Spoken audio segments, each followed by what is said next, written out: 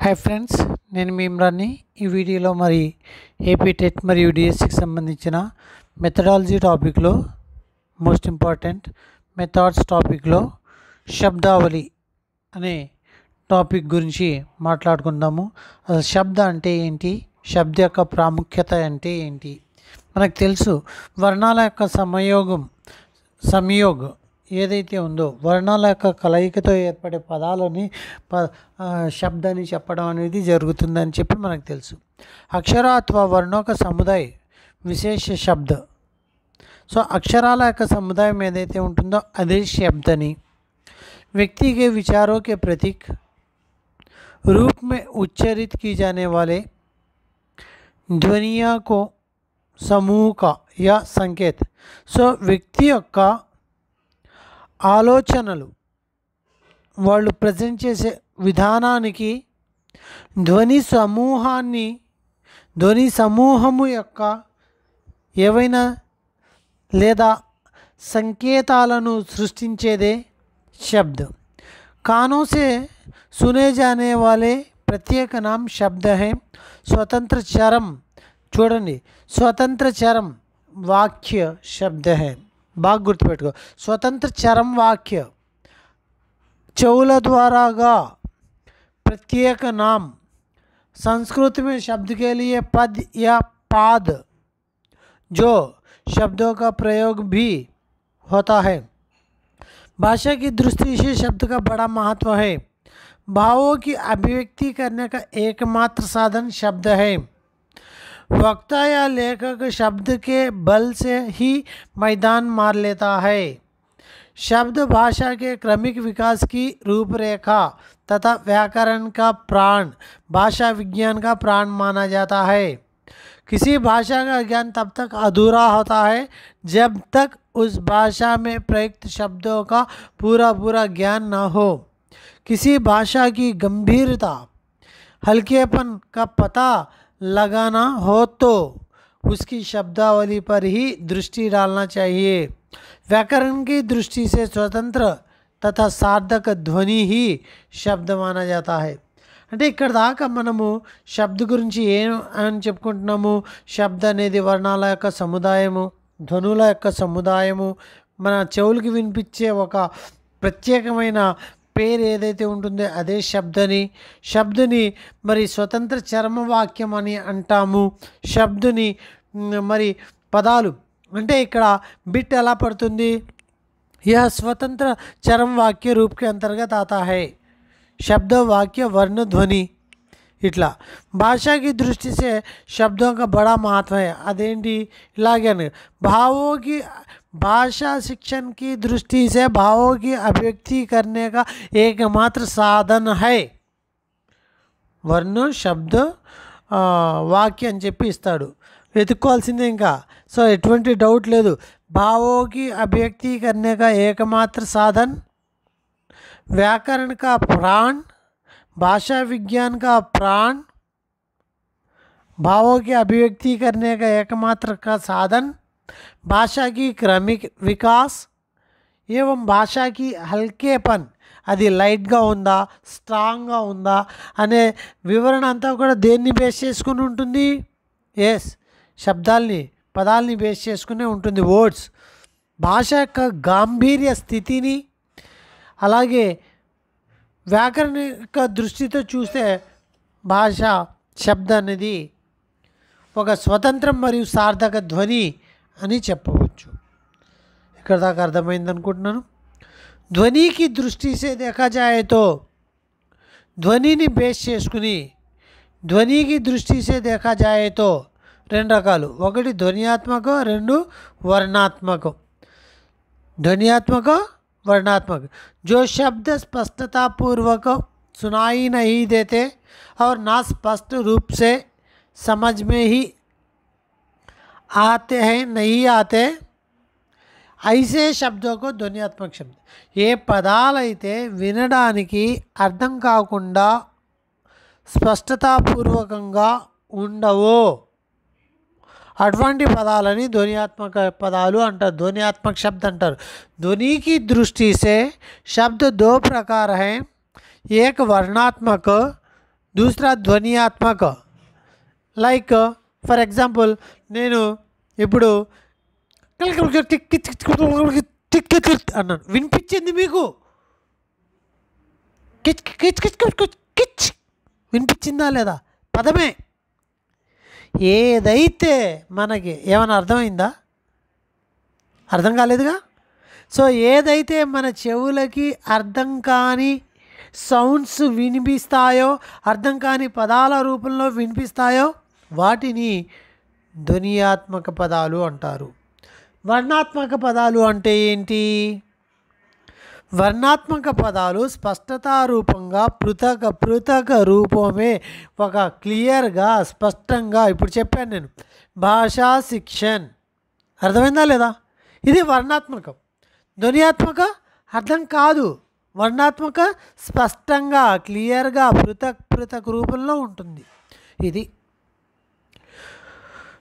शब्द అనేది ध्वनि बेस చేసుకుని, ध्वनि की दृष्टि से शब्दों के दो प्रकार है, एक ध्वनियात्मक और दूसरा वर्णात्मक. अर्थ की दृष्टि से शब्द दो प्रकार हैं, एक सार्थक एक निरर्थक. एक सार्थक एक निरर्थक. అంటే अर्थ की दृष्टि से शब्द దో ప్రకార్. సార్థక్ ఏదైనా ఒక పదానికి క్లియర్గా స్పష్టంగా అర్థం ఉండే పదాలను సార్థక పదాలు అంటాము. నిరర్థక పదం, నిరర్థక అర్థం లేని పదాలు కూడా ఉంటాయి, ఉండవా? అర్థం లేని పదాలు ఉండవా? ఉంటాయండి. అర్థం లేని పదాలు ఉండవా? ఉంటాయి. కానీ పదం అది వేరే వాళ్ళకి అర్థమవుతాయి. మనకి ఏదైతే అర్థమవుతుందో, అర్థమవుతున్న పదాలని సార్థక పదాలని, అర్థం కాని పదాలని నిరర్థక పదాలని అంటాము. साहित्यिक भाषा का संबंध केवल सार्थक शब्दों से. साहित्यिक भाषा शब्द అనేది కేవలము భాషా సంబంధిత అర్థాలు సార్థక పదాలతోటే ఉంటుంది. నిరర్థక పదాలు అనేవి साहित्यिक भाषा एटुवंटी स्थानमु लेदु. सार्थक शब्द का उच्चारण मात्र से प्रतिमा संस्कार अवबुद्ध होता है. सार्थक पदाలు ఉచ్చరించడం వలన మనకి చాలా చక్కటి రెస్పాండ్ అనేది. ఇకపోతే శబ్ద శక్తి అనేది చూస్తే అభిధ, లక్షణ్, వ్యంజన అని 3 పార్ట్స్గా ఉంది. వాచక్ శబ్ద లైక్ చూడండి, వాచక శబ్ద అంటే अभिधा అంటే ఏంటి? जिस शब्द का वाच्यार्थ का बोध होता है, वाच्यार्थ का बोध होता है. ఏ పదాలలో అయితే వాచ్యార్థ యొక్క బోధ, వాచ్యార్థ మీన్ ఏదో ఒక మీనింగ్, లేదా అది మేబీ కొన్ని మీనింగ్స్ రెండు విడివిడిగా పదాలు కలిసి మీనింగ్ని ప్రజెంట్ చేయొచ్చు. అట్లానే ఒకే పదము మీనింగ్ని ప్రజెంట్ చేయొచ్చు. అట్లానే కలిసిన పదాలు కోల్పోయి కొత్త మీనింగ్ని కూడా సృష్టించవచ్చు. ఇటువంటి సిచ్యువేషన్నే वाचक शब्द లేదా वाच्यार्थ अंटाम. वाच्यार्थ जिस शब्द से वाच्यार्थ का बोध होता है वही अभिधा कहलाते हैं. अभिधा అంటే అది మీనింగ్. वाच्यार्थ అంటే वाचक शब्द 3 प्रकार के होते हैं. रूढ़, यौगिक, योग रूढ़. रूढ़, यौगिक, योग रूढ़ वाचक शब्द 3 प्रकार होते हैं. वे हैं रूढ़, यौगिक, योग रूढ़. మరి रूढ़ शब्द అంటే ఏంటి చూడండి. जिन शब्दों का फर्स्ट वाच्यार्थ का बोध कराने वाले शब्द अभिधा అని చెప్పుకున్నాం. నెక్స్ట్ లక్షణ అంటే ఏంటి?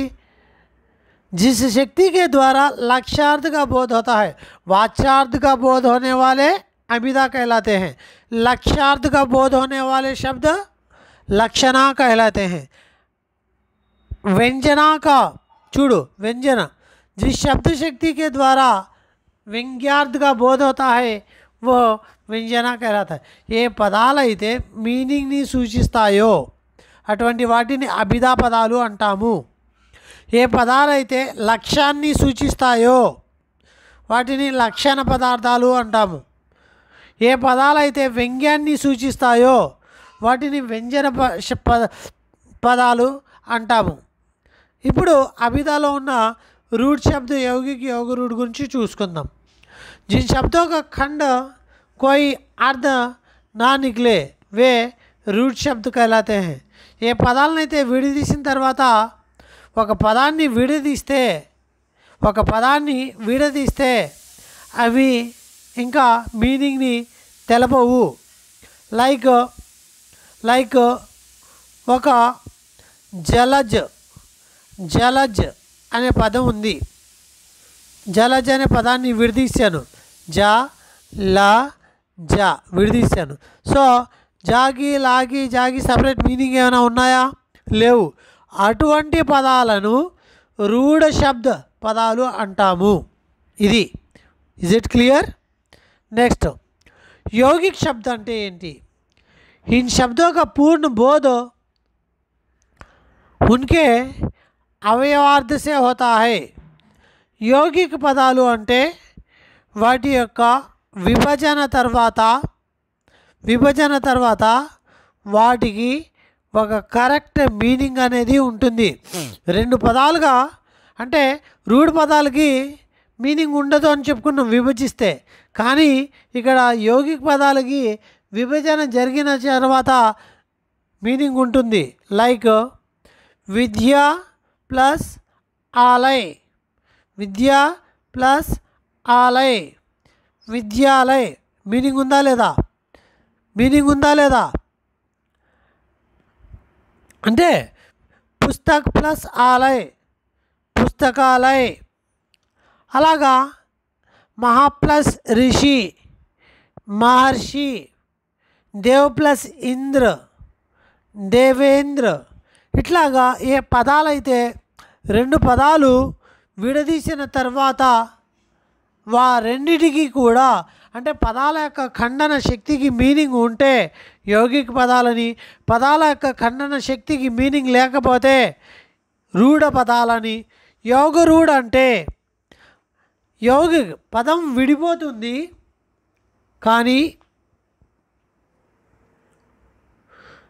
కలిసిన తర్వాత దానికి ఒక విడిగా ఉన్నప్పుడు మీనింగ్ ఉంటుంది, కానీ పదం కలిసిన తర్వాత దానికి ఒక మీనింగ్ ఫుల్ ఇంకొక అక్కడ ఉన్న పదాల యొక్క మీనింగ్ కోల్పోయి ఒక కొత్త పదాన్ని మనకి వినిపిస్తుంది। అదేందో చూద్దాం। ఫర్ ఎగ్జాంపుల్ లంబా ఉదర్, లంబా ప్లస్ ఉదర్, ఉదర్కి మీనింగ్ ఉంది పొట్ట, లంబా అంటే ఎత్తు బాగా హైట్, ఎత్తైన పొట్టగలవాడు। లంబోదర్ కలిపితే ఏమవుతుంది? లంబోదర్ అంటే లంబోదరుడు అంటే ఎవరు? వినాయకుడు అని అర్థం। అంటే రెండు పదాలు విడిగా ఉన్నప్పుడు మీనింగ్ని సూచిస్తూ యౌగిక రూపంలో ఉండి కలిసిన తర్వాత దానికి ఒక రూఢ మీనింగ్ని ప్రజెంట్ చేస్తుంది। దానినే యోగ రూఢ్ అని చెప్పడం అనేది జరుగుతుంది। రూఢ్ అంటే ఒక పదాన్ని ఖండన తర్వాత మీనింగ్ ఉండదు। యౌగిక్ అంటే ఒక పదాన్ని ఖండించిన తర్వాత రెండు పదాలకి మీనింగ్ ఉంటుంది। యోగరూఢ్ అంటే విడిగా ఉన్నప్పుడు మీనింగ్ ఉంటుంది, కలిపినప్పుడు ఒక కొత్త మీనింగ్ని సృష్టిస్తుంది। లంబా ప్లస్ ఉదర్ లంబోదర్ వినాయకుడు, త్రీ ప్లస్ నేత్ర త్రినేత్ర శివుడు, అలాగే నీలకంఠ, నీల్ ప్లస్ కంఠ, నీలకంఠ. సో ఇట్లాగా మనకి మరి ఏవైతే వేరే మీనింగ్ని సూచించే రెండు పదాల యొక్క కలయిక ఉంటుందో అటువంటి వాడిని योगरूढ़ అని చెప్పడం అనేది జరుగుతుంది. रूपांतर के आधार पर देखा जाए तो शब्द दो प्रकार होते हैं. जो शब्द लिंग वचन कारक आदि पर के प्रभाव से परिवर्तन होते हैं वे विकारी शब्द कहलाते हैं. रूपांतर के आधार पर लाइक మన శబ్ద భేద అనొచ్చు భాషా భాగాలని బేస్ చేసుకుని. లింగ వచన కారక యొక్క ప్రభావం వల్ల మీనింగ్లో మారుతూ ఉంటే అటువంటి పదాలని వికారీ శబ్ద అంటారు. వికారీ శబ్द అనేవి 4 संज्ञा सर्वनाम क्रिया विशेषण जिन शब्दों पर लिंग वचन तथा कारक का आदि का कोई प्रभाव नहीं पड़ता उन्हें अविकारी शब्द कहते हैं. जैसे क्रिया विशेषण, संबंध बोधक, समुच्चय बोधक, विस्मय आदि बोधक. शब्द का ज्ञान हमें 3 रूपों में मिलता है. उच्चारण करने से, सुनने से, देखने से. चिंतन का निखरा रूप उच्चारण के ही माना जाता है. ఉచ్చారణ చేస్తేనే బాగా शब्द ज्ञान వస్తుందని చెప్పి కొలుస్తారు. हिंदी शब्दों में का निर्माण के बारे में मेजर मुख्यమైన इंपॉर्टेंट. हिंदी शब्द निर्माण गुరించి उपसर्ग से बने शब्द, प्रत्यय से बने शब्द, संधि से बने शब्द, समास से बने शब्द. हिंदी उपसर्ग से बने शब्द, प्रत्यय से बने शब्द, संधि से बने शब्द, समास से बने शब्द. ఇవి మరి ఈ 4 రకాలుగా మనకి శబ్ద అనేది తయారవుతుంది. శబ్ద ముఖ్యంగా ఉపసర్గ ద్వారాగా, ప్రత్యయ ద్వారాగా, సంధి ద్వారాగా, సమాస ద్వారాగా శబ్ద అనేది ఎస్టాబ్లిష్ అవుతుంది. रूपांतर के आधार पर 2 प्रकार विकारी और अविकारी. लिंग वचन कारक से जो प्रभाव से परिवर्तन शब्दों में परिवर्तन आता है वे विकारी संज्ञा सर्वनाम क्रिया विशेषण. जिन शब्दों पर लिंग वचन कारक के प्रभाव नहीं पड़ता वे अविकारी, क्रिया विशेषण, संबंध बोधक, समुच्चय बोधक, विस्मय आदि बोधक. नेक्स्ट शब्द शक्ति या 3 है. अभिधा, लक्षण, व्यंजना. अभिधा वाच्यार्थ को बोध कराते हैं, लक्षण लक्ष्यार्थ को बोध कराते हैं, व्यंजन व्यंग्यार्थ को बोध कराते हैं. अभिधा में रूढ़ यौगिक योगरूढ़ है. रूढ़ जिन शब्दों का खंडन करते समय खंडन में कोई अर्थ नहीं होता. यौगिक शब्द खंडन में अर्थ होता है.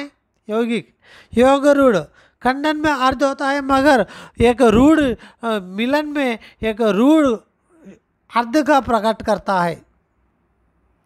अर्थ की दृष्टि से सार्थक निरर्थक. साहित्य में सार्थक शब्दों का ही नितांत आवश्यक है, निरर्थक का कोई नहीं. ध्वनि की दृष्टि से ध्वनियात्मक, वर्णात्मक, ध्वनियात्मक शब्द जिसका कोई अर्थ नहीं होता, कोई स्पष्टता पूर्वक नहीं सुनाई देते. वर्णात्मक जो पृथक पृथक स्पष्टता पूर्वक सुनाई देते हैं. शब्द गंभीर किसी वाक्य का या भाषा का गंभीरता के बारे में प्रकट करने वाला शब्द है और हल्केपन के बारे में प्रकट करने वाला व्याकरण का प्राण है. शब्द के बिना वाक्य अधूरा बन जाता है और भाव के अभिव्यक्ति करने का साधन है. एकमात्र साधन भाव की अभिव्यक्ति करने का एकमात्र साधन क्रमिक विकास की रूपरेखा व्याकरण का प्राण, भाषा विज्ञान का प्राण. इधर वर्णों का समुदाय को शब्द कहते हैं, ध्वनियों का शब्द को शब्द कहते हैं. शब्द शक्तियाँ 4 प्रकार से बनते हैं जो उपसर्ग से बने शब्द, प्रत्यय से बने शब्द, संधि से बने शब्द, समास से बने शब्द. ఇది ఉపసర్గ से बने शब्द చాలా సింపుల్ లాంగ్వేజ్ మంది. उपसर्ग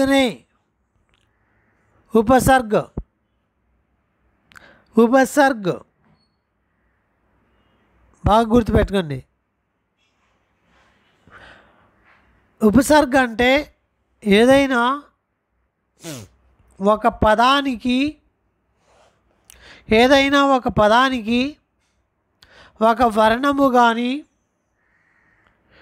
వేరే ఏదైనా పదము కానీ యాడ్ అయ్యి ఆ పదానికి ఆ పదం యొక్క మీనింగ్లో మార్పును తీసుకొస్తే, ఏదైనా ఒక పదానికి ఒక వర్ణము కానీ ఒక పదము కానీ యాడ్ అయిన తర్వాత ఆ పదము యొక్క అర్థములో మార్పు వచ్చినట్లయితే అటువంటి వాటిని उपसर्ग अंटामु। वह शब्दांश जिसका प्रायः स्वतंत्र रूप से कोई महत्व नहीं होता, परंतु जब वह किसी शब्द से पूर्व जुड़कर आता है तो उस शब्द के अर्थ में विशेष परिवर्तन ఒక పదం కానీ ఒక వర్ణం కానీ విశేషంగా దానికి ఎటువంటి మీనింగ్ ఉండకపోవచ్చు అంత మహత్వం లేని పదము ఇంకొక పదంలో యాడ్ అయినట్లయితే ఖచ్చితంగా అక్కడ ఏమవుతుంది, ఆ పదములో మొత్తం మీనింగ్నే మార్పు తీసుకొస్తుంది. లైక్ సమజ్, చూడండి, సమజ్ అంటే అర్థం చేసుకోవడం. బే అంటే దీనికి స్వతంత్రంగా పెద్ద మీనింగ్ ఏమీ మహత్వం లేదు, కానీ అర్థం చేసుకునేవాడు కాస్త బే యాడ్ చేయంగానే ఏమైంది, బే సమజ్, అర్థం చేసుకోలేనివాడు. సో అలాగా ఏ వర్ణం అయితే ఆ పదంలో మీనింగ్ మార్పుకి సహాయపడిందో అటువంటి పదాలను ఉపసర్గ్ అంటాము.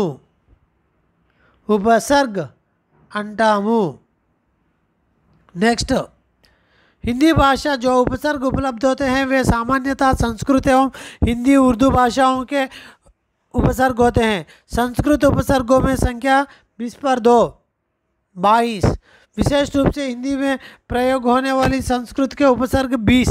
హిందీలో సంస్కృత ఉపసర్గాలు ఏవైతే ఉన్నాయో అవి 20 మాత్రమే హిందీలో ప్రయోగించబడతాయి. డైరెక్ట్గా ఇటువంటి వాటిని కూడా మరి బిట్ అడిగిన సందర్భం ఉంది. చూడండి,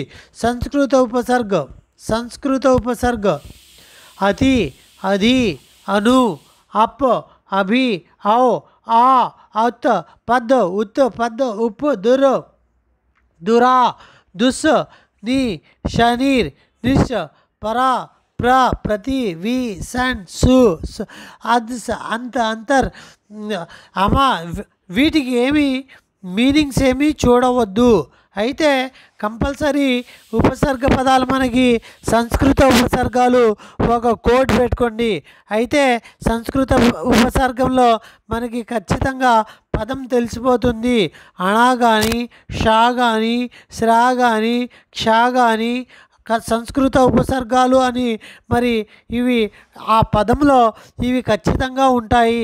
రా కానీ, ఒక ఒత్తు లాంటిది కానీ ఇటువంటి పదాలు ఉంటే సో మీరు తత్సమ పదాలు అంటారు. ఏవైతే తత్సమ పదాలు ఉంటాయో తత్సమ పదాల్లో ఉపయోగించే ఉపసర్గలు అన్నీ కూడా ఒకే ఒక కోడ్, ఇక్కడ బండ గుర్తు అనమాట. తత్సమ పదాలు సీదే సాంస్క్రిట్ సే తత్సమ పద అంటే కంటిన్యూస్గా డైరెక్ట్గా సంస్కృతం ద్వారాగా తీసుకోబడ్డ ఏ పదాలైతే ఉన్నాయో అటువంటి పదాలని తత్సమ పదాలు అంటాము. ఈ తత్సమ పదాలకి ఉపయోగించే ఉపసర్గ పదాలు ఏవైతే ఉంటాయో అటువంటి వాటిని తత్సమ పదాలకు ఉపయోగించే మరి ఏవైతే పదాలు ఉంటాయో అటువంటి వాటిని మరి ఏమని చెప్తాము అంటే సంస్కృత ఉపసర్గ పదాలు. తత్సమ పదాల్లో వాడే ఉపసర్గాలన్నీ కూడా సంస్కృత ఉపసర్గాలే. ఆ సంస్కృత ఉపసర్గాలు ఇక్కడ ఒకసారి క్లియర్గా చూసుకోండి. నేను బయాట్ చేయమని చెప్పట్లేదు, ఒకసారి మెన్షన్ చేయండి. అంటే హిందీ ఉపసర్గ ఆ, అన్, అద్, ఉన్, చూడు, ఆ, అన్, అద్ ఉన్ ఔ క కు ని బిన్ భర్ సా ఇవన్నీ కూడా హిందీ ఉపసర్గాలు. ఇవి గుర్తుంచుకో చాలు. అలానే ఉర్దూ ఉపసర్గాలు చూస్తే కమ్, ఖుష్, గైర్, దర్, నా, బా, బద్, బర్, బిలా, బే, లా, సర్, హమ్, హర్. ఇక్కడ తద్భవ పదాలు చూడు. ఉర్దూ పదాలకి వచ్చే ఉపసర్గాలన్నీ కూడా ఉర్దూ ఉపసర్గాలని గుర్తుపెట్టుకో. తద్భవ పదాలకు వచ్చే ఉపసర్గాలన్నీ కూడా హిందీ ఉపసర్గాలని గుర్తుపెట్టుకో. తత్సమ పదాలకు వచ్చే ఉపసర్గాలన్నీ కూడా తత్సమ ఉపసర్గాలని చెప్పి గుర్తుపెట్టుకో. అయినా ఇవన్నీ కూడా ఒకసారి క్లియర్గా స్పష్టంగా మైండ్లో పెట్టుకో. इन उपसर्गों का प्रयोग हिंदी तद्भव शब्दों में किया जाता है. తద్భవ పదాల్లో వాడే ఉపసర్గాలు ఏంటి? హిందీ ఇలా అడిగితే చాలా బాగుంటుంది. హిందీ ఉపసర్గాలు किन दो भाषाओं का उपसर्गों का प्रचलन उर्दू में हुआ है. ఫార్సీ మరియు అరబీ భాషల యొక్క ప్రభావం ఉర్దూలో జరిగింది. ఇక ప్రత్యయకి వచ్చేసరికి కృత ప్రత్యయ అంటే ఏంటి, తద్ధిత ప్రత్యయ అంటే ఏంటి? ప్రత్యయ అంటే సేమ్, దీన్నే మనము మరి పరసర్గని కూడా అంటాం. ప్రత్యయని పరసర్గని కూడా అంటాము. ప్రత్యయని పరసర్గని కూడా అంటాము. ప్రత్యయ అంటే మరి రెండు రకాలుగా ఉన్నాయి. ప్రత్యయ అంటే ఒక పదానికి ఒక వర్ణము కానీ ఒక అర్థం లేని పదం కానీ వెనకాల నుండి యాడ్ అయ్యి ఆ పదములో మీనింగ్ని మారిస్తే, లైక్ దూద్ వాలా. దూద్ అనే పదం, దూద్ అంటే పాలు, మరి వాలా కనుక చేర్చినట్లయితే, పాలు అనే పదంలో వాలా కనుక చేర్చినట్లయితే అది ఏమవుతుంది? దూద్ వాలా. అంటే పాలు కాస్త పాలవాడిగా మార్చిన పదం ఏంటి? వాలా. సో దీన్నే ప్రత్యయ అని చెప్తాము. ప్రత్యయ అనేది రెండు రకాలుగా ఉంటుంది. ఒకటి కృత ప్రత్యయం, రెండోది తద్ధిత ప్రత్యయ. కృత ప్రత్యయ అనేది చూసినట్లయితే క్రియాపదాలకి అంతిమంగా వచ్చేవి. క్రియాపదాలకి వెనక నుంచి పదాలు యాడ్ అయితే కృత ప్రత్యయ అని చెప్తాం. అటువంటి పదాలని యాడ్ అయిన క్రియాపదాలకి యాడ్ అయిన పదాలని మీనింగ్లో మార్పు తీసుకొచ్చిన వర్ణాలని కృత ప్రత్యయ అని. తద్ధిత ప్రత్యయ అంటే సంజ్ఞా తథా విశేషణ పదాలకి యాడ్ అయిన పదాలని తద్ధిత ప్రత్యయ అని చెప్పడం అనేది జరుగుతుంది. నెక్స్ట్ ఎగ్జాంపులా చూసుకోండి. క్రియాపదాలతో లైక్ చూడండి, గరీబ్, గరీబీ, గరీబ్ ప్లస్ ఈ, గరీబీ. ఇక్కడ ఏమవుతుంది? ఒక ఈ యాడ్ అయింది. అయితే ఇది ఏ ప్రత్యయ? ఇందులో యాడ్ అయిన ఈ అనేది ఏ ప్రత్యయ? గరీబ్ అనేది ఏంటి అక్కడ? సో ఒక విశేషణము. గరీబీ అనేది ఒక విశేషణము. సరే, అక్కడ ఆ పదంలో యాడ్ అయిన ఈ అనేది తద్ధిత ప్రత్యయ అవుతుంది. అట్లానే క్రియా అనే పదానికి ఏదైనా యాడ్ అయితే, ఏదైనా వెనక నుంచి పదాలు వర్ణాలు యాడ్ అయినట్లయితే అటువంటి పదాలని, అటువంటి ప్రత్యయాలని కృత ప్రత్యయాలు లేదా క్రియా ప్రత్యయగా గుర్తుపెట్టుకో. కృత ప్రత్యయ అని గుర్తుపెట్టుకో. నెక్స్ట్ సంధి से बने शब्द. సంధి से बने शब्द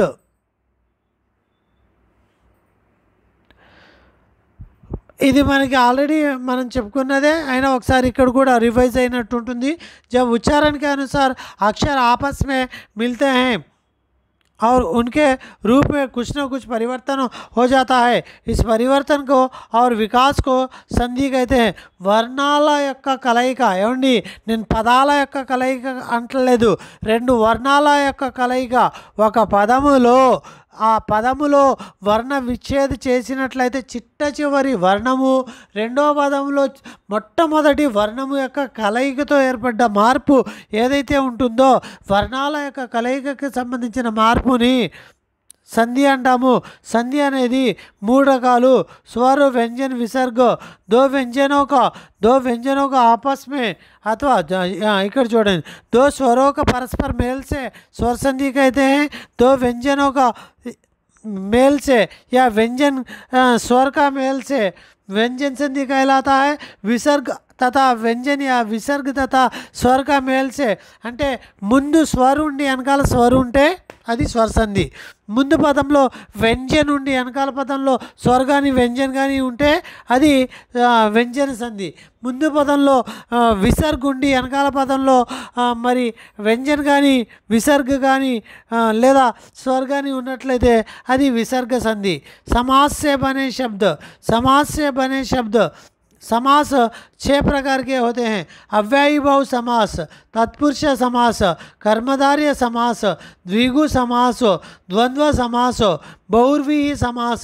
చూడండి, అవ్యయీ భావ సమాస రెండు పదాలు యొక్క రెండు పదాల యొక్క కలయిక. समास అనేది ఏంటి? दो शब्दों का संयोग जिनमें प्रथम शब्द पूर्व शब्द एवं पर शब्द उत्तर शब्द. सो पूर्व शब्द का महत्व हो तो अव्ययी भाव समास और पर शब्द यानी రెండో పదం యొక్క ఇంపార్టెన్స్ ఉంటే తత్పురుష సమాస్ అని. రెండు పదాలు మరి పూర్వపదము ఒక విశేషణపూర్వకంగా ఉంటే మరి పూర్వపదం ఒక విశేషణపూర్వకంగా ఉంటే అది కర్మధారయ సమాస్ అని. అలాగే ద్విగు సమాస్, ద్విగు అంటే పూర్వపదము నెంబర్ని సూచిస్తే అది ద్విగు సమాస్ అని. రెండు పదాలు కూడా ఎక్కువగా ఇంపార్టెన్స్ ఇస్తే రెండు సమాన ఇంపార్టెంట్ ఉంటే ద్వంద్వ సమాస్ అని. రెండు పదాలు వాటి యొక్క మీనింగ్ని కోల్పోతే బహువ్రీహి సమాస్ అని చెప్పడం అనేది జరుగుతుంది. అలాగే हिंदी शब्द सूची के आधार पर तत्सम शब्द, तत्सम शब्द మరి ఇక్కడ తత్సమ శబ్ద, తద్భవ శబ్ద, అర్ధ తత్సమ, తద్భవ శబ్ద. మరి ఈ తత్సమ పదాలు అనేది చూసినట్లయితే सीधे डायरेक्ट का आर्य भाषाओं से आए शब्द 3 प्रकार के होते हैं जो शब्द संस्कृत से विरुद्ध विशुद्ध रूप से अपना लिए हैं. సంస్కృతి నుంచి డైరెక్ట్గా ఎటువంటి మార్పు లేకుండా తీసుకున్నాం. ఉషా, అగ్ని, మిత్ర, కృషి, రాత్రి, వాయు, जगत, कर्म तत्सम पदाలు ఇవన్నీ కూడా गंभीर साहित्य तत्सम शब्दों का प्रयोग होता है. जयशंकर प्रसाद, महादेव वर्मा, सुमित्रानंदन पंत, वृंदावन लाल वर्मा, चतुर्सेन शास्त्री आदि अपनी कृतियों में तत्सम शब्दों का प्रयोग किया. अर्ध तत्सम संस्कृत के जो शब्द प्राकृत युग में अपना रूप बदल प्राकृत యుగంలో కొద్దిగా రూపాన్ని మార్చుకున్నాయంటండి. వీటిని అర్థం కారజ్, ప్రేమ్, అచ్చర్, కిసే అర్ధతత్సం పదాలు అంటాం. తద్భవ పదాలు ఇవి सीधे संस्कृत से लेकर मध्यकालीन भाषाओं के से गुजरते हुए ऐसे शब्दों को तद्भव शब्द कहते हैं. आग, खेत, काम లైక్ తద్భవ పదాలన్నీ కూడా మనకి అనుకూలంగా ఉండడానికి మనం మార్చుకున్న పదాలు. ఇవి ప్రేమ్చంద్ వాడిన కహానియా ఉపన్యాసంలో చాలా చక్కటి తద్భవ పదాలు ఉంటాయి. ఓకే ఫ్రెండ్స్, మరి ఈ వీడియోని ఇంతటితో ముగిస్తాను. నెక్స్ట్ టాపిక్లో నెక్స్ట్ వీడియోతో మీ ముందుకు వస్తాను. Thank you to one and all.